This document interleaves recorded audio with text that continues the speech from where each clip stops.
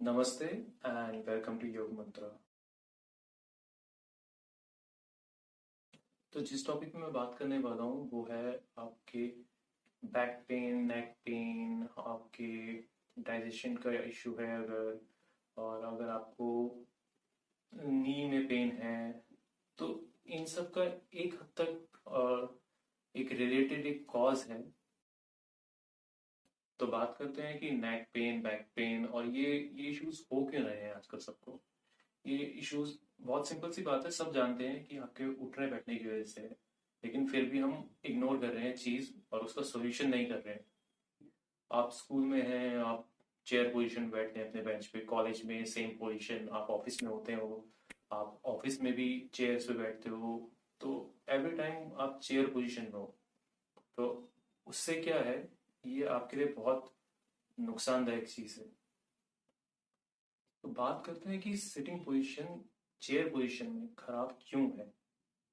Reason उसका ये है कि जब आप चेयर पोजीशन में बैठते हैं तो आपका एब्डोमेन जो है वो एंगेज नहीं रहता है, वीक हो जाता है, लूज होता है। और कितनों की बैक के इश्यूज का एक ही रीजन है कि उनका एब्डोमेन वीक होता है। अगर एब्डोमेन वीक है तो आपका बैक भी वीक रहेगा, बैक पेन आएगा, आपको लंबार, आपको लोअर लंबार का इश्यू आएगा। और अगर आपकी स्पाइन अगर लंबार रीजन से ही सपोर्टेड नहीं है तो नेक नेक रीजन तक आपको इश्यूज आने ही आने हैं। तो इसके लिए आपको बैठना चालू करना पड़ेगा सुखासन या किसी भी एक आसन में जिसमें आप कंफर्टेबली बैठ सकते हैं। तो बात आती है कि ये सॉल्यूशन कैसे है, आसन में बैठना सॉल्यूशन कैसे है, या जिसे आप चौकड़ी मार के कहते हैं, आलती पालती कहते हैं कई लोग। तो ये सॉल्यूशन कैसे है? ये सॉल्यूशन इस प्रकार है कि एक तो देखो यार, आप जब इस पोजीशन में बैठते हो तो आपके लेग्स क्रॉस्ड हैं।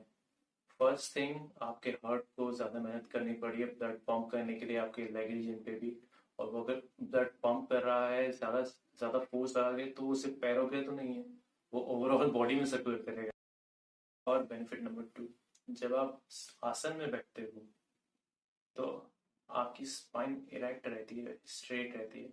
स्पाइन अगर आपकी इरेक्ट है, आप अलर्ट हो, आपका दिमाग शांत रहेगा, आपका दिमाग इधर उधर नहीं भटकेगा, आप फोकस रहोगे।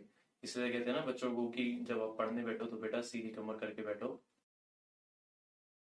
बेनिफिट नंबर तीन, आपके लेग्स स्ट्रांग होते हैं, क्योंकि आपका नी, आपकी थाई, आपका हिप एरिया, आपके एंकल्स, आप इन पे प्रेशर डाल रहे हैं और इनको अडेप्ट कर रहे हैं इस पोजिशन में डेली हर टाइम बैठने से।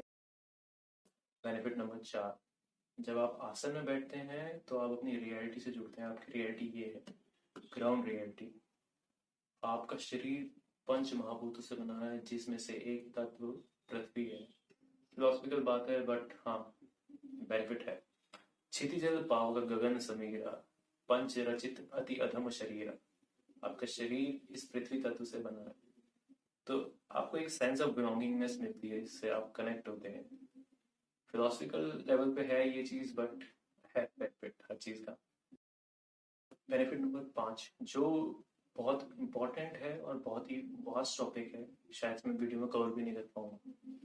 जब आप आसन में बैठते हैं तो आपका मन शांत होता है। कभी बैठिएगा, ध्यान दीजिएगा, पता चले आपको, आप फोकस रखते हैं चीज पे और येट रिलैक्स। सो इसे कंस्ट्रक्टिव रेस्ट पोजीशन भी कह सकते हैं। तो जब आप इस पोजीशन में हैं तो आपकी बॉडी रिलैक्स रहती है। आप अगर आप रिलैक्स हैं, आपकी चंद्र नाड़ी प्रबल रहेगी। चंद्र नाड़ी, जिसे साइंस की टर्म्स में अगर मैं बात करूं तो साइंस ने दो टर्म दिए हैं हमारे नर्वस सिस्टम को, सिंपैथेटिक नर्वस सिस्टम और पैरासिम्पैथेटिक नर्वस सिस्टम।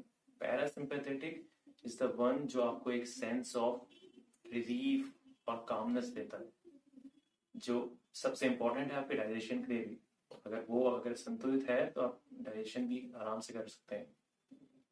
और एक और बेनिफिट है, आप जब आसन में बैठते हैं, आपको जब आदत होने लगेगी तो अपने आप कम खाएंगे। नोटिस करना, आप ओवर ईटिंग नहीं करोगे। हाँ, आप सिटिंग पोजीशन, आप चेयर पोजीशन में बैठे रहोगे तो आप स्ट्रेसफुल ईटिंग करोगे, आप ओवर ईट कर जाओगे, आपको पता भी नहीं चलेगा। आप जब इस पोजीशन में रहते हैं, हम जब निवाला लेने के लिए हम आगे झुकते हैं और हम वापस उसे पचाने के लिए सीधे पोजीशन में आते हैं, तो हमारी वेगस नर्व एक्टिवेट होती है, जो आपके इंटेस्टाइन से लेके आपके ब्रेन तक कनेक्ट करती है पूरा। Everything is connected by vagus nerve which is the very most important, और इस पे काफी रिसर्च हो रही है। And there are researchers, they believe कि अगर वेगस नर्व की फंक्शनिंग को हम इम्प्रूव कर सकें या उसको रेगुलेट कर सकें कंट्रोल मैनर में, तो बॉडी का कोई भी ऑर्गन अगर डिफेक्टिव है तो उसको इम्प्रूव किया जा सकता है। तो शुरू में दिक्कतें आती हैं, अगर आप नहीं बैठते हैं, आपको आदत नहीं है आसन में आगे बैठने की, तो धीरे धीरे बन जाएगी। हो सकता आप शुरू कर सकते हैं कि आप बेड पे बैठ के आप आसन लगाओ या सोफे पे बैठ के चौकड़ी मार के बैठो।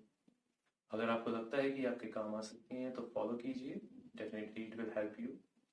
एंड नमस्ते, थैंक यू।